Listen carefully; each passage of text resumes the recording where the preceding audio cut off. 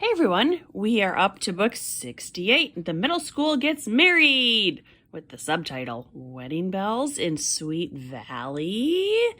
And obviously this is all a big school assignment. I'm surprised they called it Married because the wedding, fake wedding, is practically non-existent. In fact, it is non-existent. Most of this story is about the egg babies. So, and we've seen that story so many times.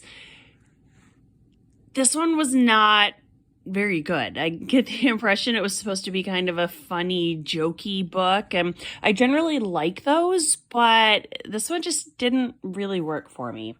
So at Sweet Valley Middle School, which we all know is not a good school, they are spending 2 weeks, which is a huge amount of time. And they're using their social studies, their English, their math, everything on this family living project. And it seems to encompass all 3 grades, and the kids are randomly paired up with each other. And this already raises questions. Are we to believe there is an equal number of boys and girls in this school? And further, if we are in 7th or 8th grade, didn't we already do this project last year? So they are randomly paired. And on the front cover, we have Elizabeth and Bruce, but that looks more like Jessica, kind of giving him the side eye there. That does not look like Elizabeth. And then with the dark hair is Todd and Lila. And she actually looks pretty nice here. She's not usually very nice. And then at the bottom, we have Jessica and Rick Hunter. And again, I would think this is Elizabeth being concerned about the baby, but nope, it's Jessica. So some of the kids are happy about their pairings, some are not. Very, very quickly, all of their fake relationships devolve into fighting because what do 6th graders know about budgeting and grocery shopping and egg/baby care? And they take it even further than they did in Stony Brook. And the kids have to not only plan a menu, they have to go to the grocery store, buy the food with a voucher from the middle school, and then they have to cook the food in the home ec room. And that's just, it seems like too much. It might be better if the kids could actually pick someone that they know they would work well with, but nope, it's just random. Who just randomly picks someone and gets married? I mean, sure, it happens, but usually you at least make sure you're compatible with the other person. So Elizabeth, at first, she gets annoyed with Bruce because he doesn't want to do anything, and she's also struggling with putting together their budget. She suggests that he come over and maybe Dad, Mr. Wakefield, can help them, and Bruce is really taken with Mr. Wakefield, and he regards him as a really good family man, and Bruce has a different image of what a father and husband can be as opposed to his own father, who seems like he peaked in high school and is non-existent and negligent. But of course Elizabeth gets annoyed because now Bruce is doing all of the work. So that's kind of silly. Elizabeth is used to being the worker. Todd and Lila, we don't see them until page 100. I mean, the back of it tells us Todd Wilkins gets stuck with Lila Fowler, who only wants to eat out.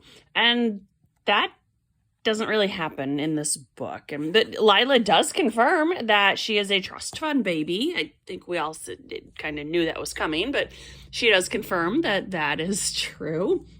And then Jessica and Rick, they spend the whole time fighting and realize that they're teasing and fighting because they actually like each other.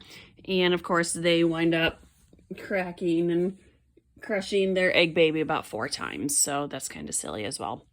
What I think is so much better is I've worked at schools where I don't know if they own or rent or have access or whatever, but when students are taking the childcare class, they get these computerized babies that they have to take home. And the babies are programmed to cry at all hours of the night. And the kids have to figure out whatever computer switch is it. Does the baby need feeding, or diaper or whatever. And every single student I've asked about this, they say, I'm never having kids after that experience. So I think that is a lot more realistic for kids than an egg. I mean, an egg's just kind of silly. And then we have Sophie. Yeah, Sophie and, I don't know, Patrick Morris, one of those bland, generic kids. And they don't get along, kind of for the complete opposite of Jessica and Rick, that Patrick and Sophie are so agreeable that they can't make any decisions. And that's kind of silly too.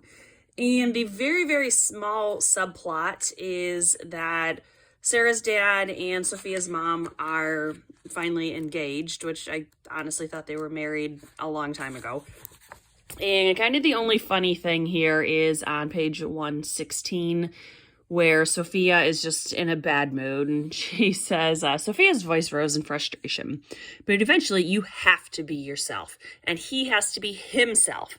And then you wind up shouting at each other in the grocery store with a whole bunch of people staring at you like you were some kind of lunatic, she finished with a shout.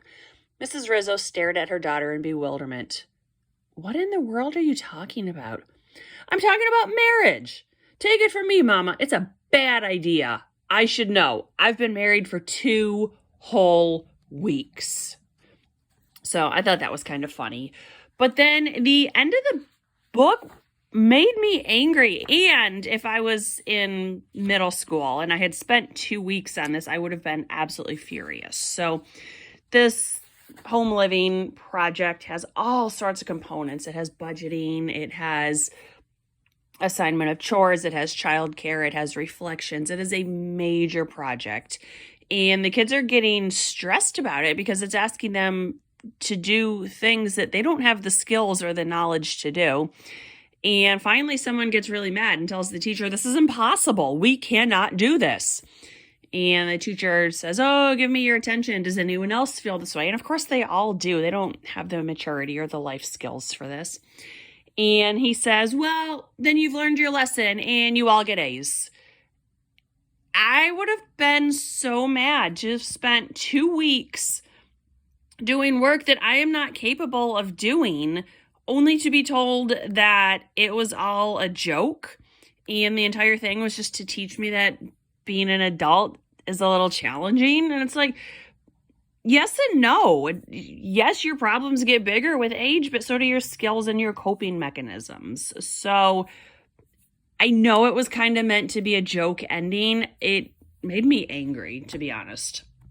So this book, it was just fodder to build up the series and sell books and make money. It was not good. I don't recommend it.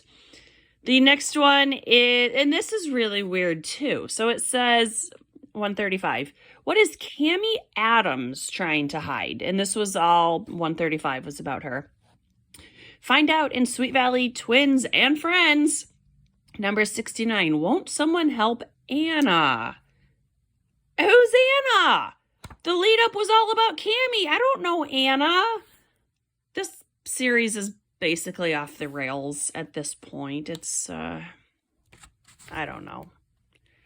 We didn't have power when I read this book, so I was already in a mood, and then you give me like the worst ending ever, and I don't know. I think I'm going to set aside these books for the next week or two. I do not recommend this. The Babysitters Club did a very similar one. I'm losing track of which one it was. Marianne and Too Many Babies. It was Marianne and Too Many Babies. I think it's book 51, 52. That one's every bit as ridiculous, but at least theirs isn't the joke ending. So this whole egg baby thing, this storyline doesn't work for me in any of these series. So go ahead and skip this one, and hopefully someone will help poor Anna, and that one will be better for us. Thanks for watching. Bye.